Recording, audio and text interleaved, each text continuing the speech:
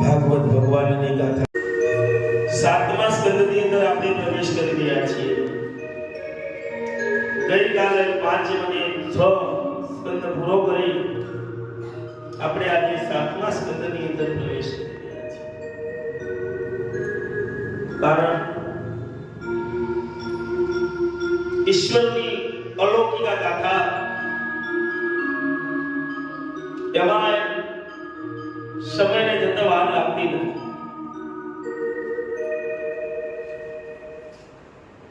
આજે 4થો દિવસ થઈ ગયો,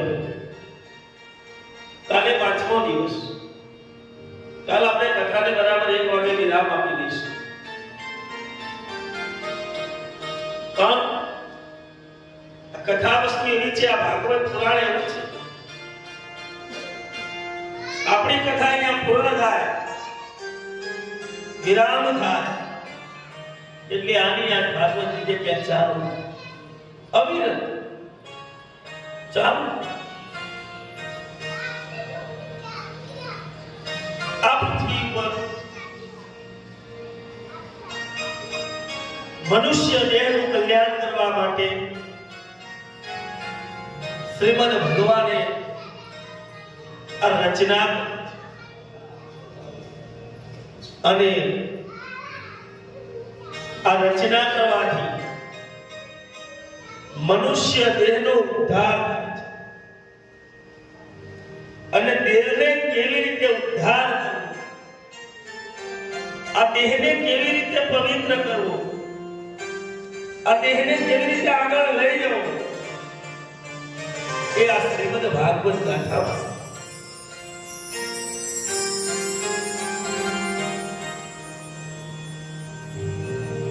બાતને સાંભળ. પરીક્ષિત રાજા કહે છે કે બોલો કે 7મા દિવસે મને તક્ષ આવીને કરડવાનો છે અને એ સમય દરમિયાન મને કોઈ સારું ભજન, કીર્તન, યજન. ત્યારે નારદ મુનિ કહે છે કે રાજા તું સાંભળ, ઘણા જન્મની તને વાતો કરી અને હવે હું તને પહેલા જ ચરિત્ર સમજાવીશ. ભરત રાજાની વાત કરી, એનાથી આગળ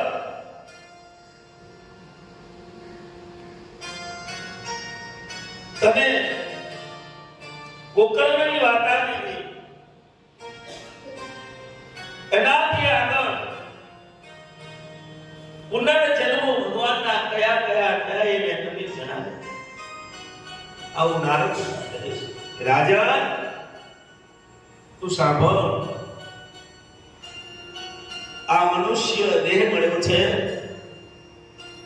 તો આ મનુષ્ય દેહને વ્યર્થ ન જવા. કારણ આસક્તિ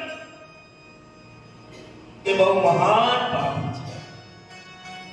જો ભરતને હરણની અંદર આસક્ત થવું પડ્યું હોય તો તારીને મારી તો તું આ માર. આ ભાગવત ગાથાની અંદર 7મા સ્કંદની અંદર આપણે અહીંયા પહોંચી ચૂક્યા છીએ.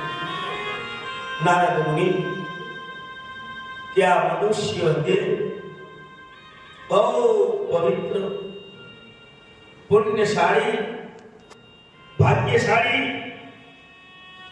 હજારો જીવનની અંદર પુણ્ય કર્યા હોય ત્યારે બીજી વાર આ મનુષ્ય દેહ પ્રાપ્ત થાય. પણ આ મનુષ્ય દેહ આજે તમને કયા ઘરે અવતાર મળ્યો, કાલે તારા માતા પિતા કોણ હશે એ મને ખબર નથી, ભાઈ બહેન કોણ હશે આપણને ખબર નથી. જો કર્મ આપણે સારા કરીશું તો બીજા જન્મની અંદર પણ મનુષ્ય દેહ મળે છે. ખાલી ખોડિયું બદલાય પણ જીવ બદલાતો નથી. આવું બધું ઘણું સમજાવે છે. રાજા તું કથા સાંભળ. આ કાળા માથાનો માનવી